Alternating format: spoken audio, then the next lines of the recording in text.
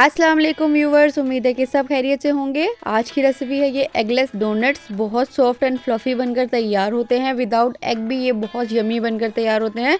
तो रेसिपी को आपने एंड तक लाजमी देखना है, कोई भी पार्ट स्किप मत कीजिएगा ताकि आपके डोनट्स भी इस तरह से बहुत सॉफ्ट एंड फ्लफ़ी घर पर बनकर तैयार हो सके। छोटी छोटी टिप्स एंड ट्रिक्स को फॉलो करके हम परफेक्ट चीज़ घर पर तैयार कर सकते हैं। यकीन जानिए, पहले कभी भी मेरे डोनट्स इस तरह बिल्कुल भी नहीं बने सॉफ्ट एंड फ्लफ़ी, लेकिन जब से मैंने इस ट्रिक को फॉलो करना शुरू किया है, ये देख सकते हैं आप कितने सॉफ्ट एंड फ्लफी ये बनकर तैयार हुए हैं। चलें फिर बगैर टाइम वेस्ट के रेसिपी को स्टार्ट करते हैं।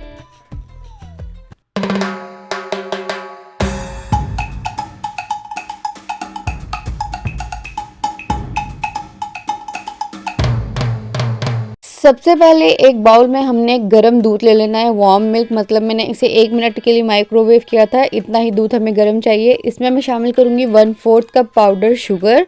घर में पिसी हुई चीनी मैंने इस्तेमाल की है। इसको अच्छे से मिक्स कर लेंगे और अब इसमें ऐड करेंगे 2 टेबलस्पून के बराबर इंस्टेंट ईस्ट। इस पैकेट में सिर्फ 2 टेबलस्पून ईस्ट ही होती है, तो मैंने सारी इसमें ऐड कर दिया है। इसको भी पहले अच्छे से मिक्स कर लेंगे ताकि इसमें कोई लम्स ना बने। 1 पिंच ऑफ सॉल्ट हम इसमें शामिल कर देंगे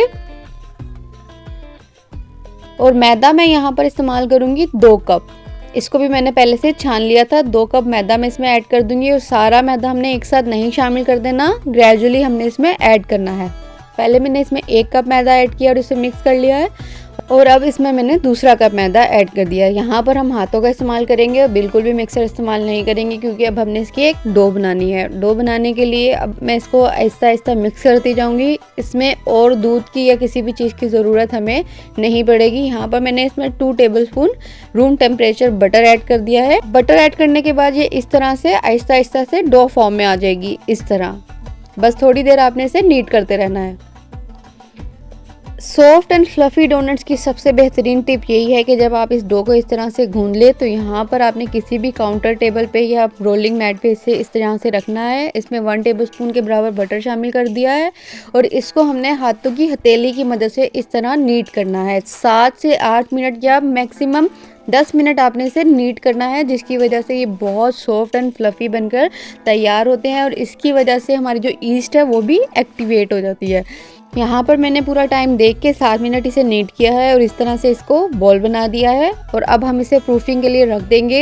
एक बाउल में हमने पहले ऑयल या बटर कुछ भी लगा दें और ऊपर से भी इसको ग्रीस कर देंगे और इसे 1 आवर के लिए प्रूफिंग के लिए किसी भी गर्म जगह पर रख देंगे। मैंने इसे माइक्रोवेव के अंदर रखा था। 1 घंटे बाद ये देखें हमारी जो डो है बहुत अच्छी सी राइज हो चुकी है और इसकी एयर जो है हम इस रिमूव कर देंगे। इस तरीके से ये देखें बहुत अच्छी हमारी डो राइज हुई है और इसको अगेन हम रोलिंग मैट पे निकाल लेंगे और यहाँ पर मैं इसे सिर्फ 1 मिनट के लिए नीट करूँगी, इससे ज़्यादा इसे नीट नहीं करूँगी। सिर्फ 1 मिनट के लिए मैंने इसे हाथों की मदद से इस तरह से नीट कर लिया है और अब इसके ऊपर मैदा डस्ट करेंगे और इसको बेल लेंगे। और यहाँ पर मैं इसे बहुत ज़्यादा बारीक या पतला नहीं बेलूँगी, थोड़ा सा मोटा ही रखूँगी ताकि डोनट जो है बहुत अच्छे से सॉफ्ट एंड फ्लफ़ी तैयार हों।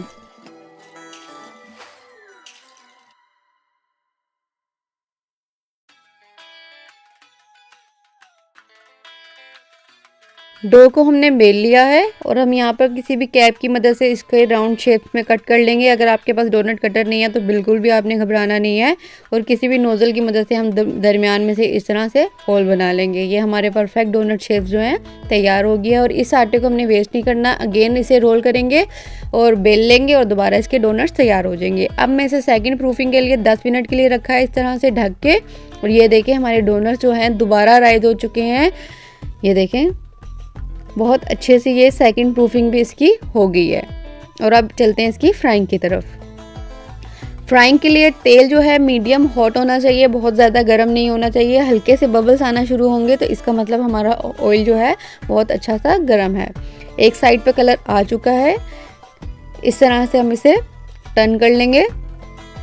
लाइट गोल्डन ब्राउन कलर आने तक आपने इसे लो टू मीडियम फ्लेम पर ही कुक करना है। बहुत ज़्यादा हाई फ्लेम मत कीजिएगा, फ़ौरन कलर आ जाएगा और अंदर से कच्चे रह जाएंगे।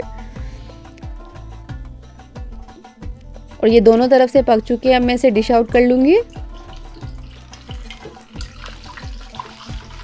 और अगर यहाँ तक वीडियो देख ही लिया और अभी तक चैनल को सब्सक्राइब नहीं किया तो प्लीज़ सबसे पहले चैनल को सब्सक्राइब कर दिए, it's totally free of cost.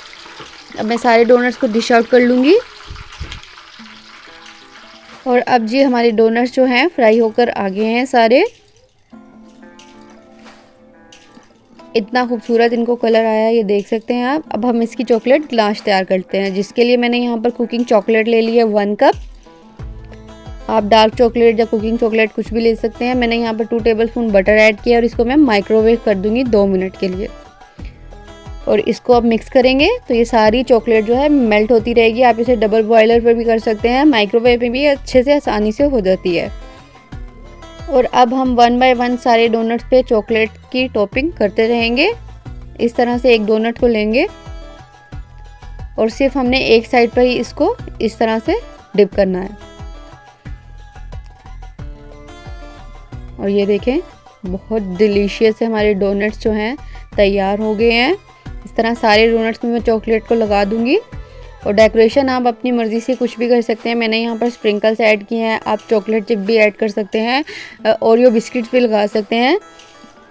ये देखें बहुत यम्मी से हमारे डोनट्स बनकर तैयार हुए हैं। बिल्कुल भी आपने घबराना नहीं है, छोटी छोटी टिप्स एंड ट्रिक्स को फॉलो करना है और यम्मी से डोनट्स आपके घर पर बनकर तैयार हो जाएंगे। बिल्कुल भी इसके लिए आपको अब बाज़ार जाने की ज़रूरत नहीं है। अगर वीडियो अच्छी लगी हो तो लाइक शेयर एंड कमेंट करना मत भूलिएगा। अगर इस रेसिपी से आपने डोनट्स ट्राई किए हो तो मुझे फीडबैक में ज़रूर बताइए कि आपके डोनट्स किस तरह से बने थे। वीडियो अच्छी लगी हो तो चैनल को सब्सक्राइब करना मत भूलिएगा। मिलती हूँ आपसे एक नई वीडियो के साथ, नई रेसिपी के साथ। अपना बहुत ख्याल रखिएगा। अल्लाह हाफिज़।